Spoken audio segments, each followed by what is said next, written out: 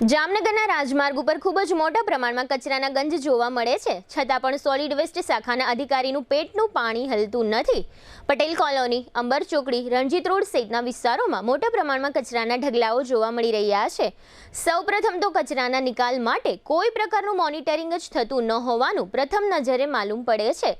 દરેક વોર્ડમાં sanitary inspector એટલે કે એસઆઈ હોવા છતાં જામનગરના લગભગ વોર્ડોમાં ગંદા કચરાના નિકાલની વ્યવસ્થા જોવા મળતી નથી. રાજમાર્ગો ઉપર નીકળતા નગરજનો પણ જાહેરમાં દેખાતા આ કચરાના ગંજથી શરમાઈ રહ્યા છે. સોલિડ વેસ્ટ શાખાના કંટ્રોલિંગ અધિકારી મુકેશ વર્ણવા આ બાબતની કોઈ વ્યક્તિ અથવા તો પત્રકાર રજૂઆત કરવા જાય ત્યારે વકીલની ભાષામાં બચાવ પક્ષે જવાબ આપી દેવામાં માહિર છે. એટલે કે આ અધિકારી કોઈ પ્રશ્નનું સોલ્યુશન કરવામાં માનતા નથી, જેને કારણે જામનગરના નગરજનોને આ કચરાના ગંજ સહન કરવા પડે છે. જામનગરમાં સંપૂર્ણ સફાઈ રાખવી હોય તો એક સફાઈ શાખા ખોલવી ફરજિયાત છે, તેમજ તેના ઉપર મોનિટરિંગ કરવું પણ ફરજિયાત છે. આ માટે કડક અધિકારીના નેતૃત્વ હેઠળ વિજિલન્સ શાખા ખોલવી પણ ખૂબ જ જરૂરી છે, કારણ કે જામનગરમાં કુલ 1301 સફાઈ કામદારો કાયમી તરીકે કામ કરે છે, તેમજ 1060 રોજમદાર સફાઈ કામદારો તરીકે કાર્યરત છે. આમ કુલ 2361 સફાઈ કામદારો રોજ જામનગરને સફાઈ કરે છે. આ 2361 કામદારોને પગાર પેટે લગભગ દર મહિને 8.50 કરોડથી વધુ રકમ વાપરે છે. એટલે કે સફાઈ કામદારોને વર્ષે દહાડે 100 કરોડથી વધુનો પગાર જામનગર મહાનગરપાલિકા ચૂકવે છે. આ ઉપરાંત ડોર ટુ ડોર કચરા કલેક્શન અને ડમ્પિંગ પોઈન્ટે કચરા નાખવા માટેની ગાડી પાછળ દર મહિને 2.5 કરોડથી વધુની રકમ મહાનગરપાલિકા ચૂકવે છે. આમ સોલિડ વેસ્ટ વિભાગમાં સફાઈ પાછળ એક વર્ષ દરમિયાન 130 કરોડથી વધુની રકમ વાપરવા છતાં જામનગરમાં ક્યાંય સંતોષકારક સફાઈ જોવા મળતી નથી. આ માટે પણ મહાનગરપાલિકા તંત્રએ ગંભીરતાપૂર્વક વિચારવું પડશે અને ઉત્સાહી અને અનુભવી હોય તેવા અધિકારીની સોલિડ વેસ્ટ શાખામાં નિમણૂક આપવી પડશે, કારણ કે છેલ્લા ઘણા વર્ષોથી સફાઈ અંગે જામનગર શહેર બદનામ થઈ રહ્યું છે. આ બાબતનો જામનગરની જનતામાં ખૂબ જ મોટા પ્રમાણમાં પણ રોષ જોવા મળે છે. વિડીયોમાં તમામ કચરાના ગંજ પણ જીટીબીએલ જામનગર ન્યૂઝે એકત્ર કર્યા છે, જે આપ દરેક દર્શકો નિહાળી રહ્યા છો. અધિકારીઓની અણઆવડતને કારણે સત્તાધારી ભારતીય જનતા પાર્ટી પણ બદનામ થઈ રહી છે.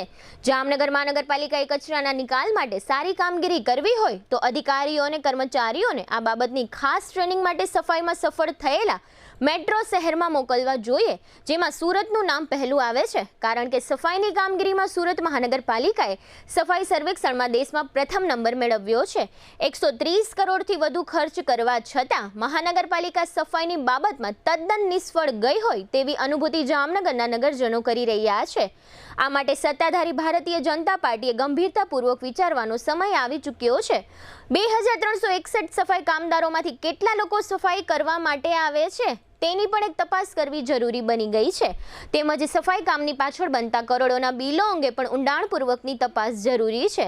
મોટા અધિકારીઓને જામનગરની સફાઈમાં કોઈ રસ હોય તેવું જોવા મળતું નથી, કારણ કે આ અધિકારીઓ માત્ર મોટા પ્રોજેક્ટો બનાવવામાં મશગુલ છે. મોટા અધિકારીઓને મોટા પ્રોજેક્ટો બનાવવા માટે શા માટે રસ છે તેનો જવાબ જામનગરના નગરજનો જાણે છે.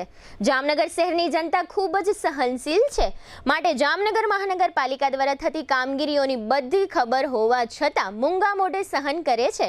પરંતુ આવતા દિવસોમાં બધા નગરજનો એક સાથે અવાજ ઉઠાવશે તો જામનગર મહાનગરપાલિકાના અધિકારીઓ અને પદાધિકારીઓ માટે અઘરું થઈ જશે તેવું જામનગરના નિષ્ણાત લોકોનું માનવું છે. સગાઈ, લગ્ન અને શુભ પ્રસંગો માટે પાર્ટી પ્લોટ તથા બેન્ક્વેટ હોલની શોધમાં છો તો આપના શુભ પ્રસંગો જાજરમાન અને યાદગાર બનાવવા આપને અમો આમંત્રિત કરીએ છીએ.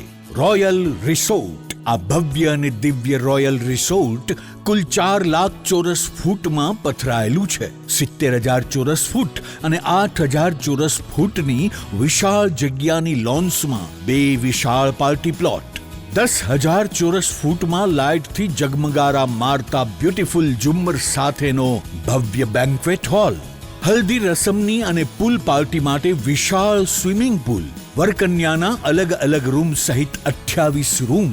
બેન્ક્વેટ હોલમાં 1500 અને પાર્ટી પ્લોટમાં 3000 મહેમાનો એક સાથે પ્રસંગ માણી શકે તેવી સુપર વ્યવસ્થા.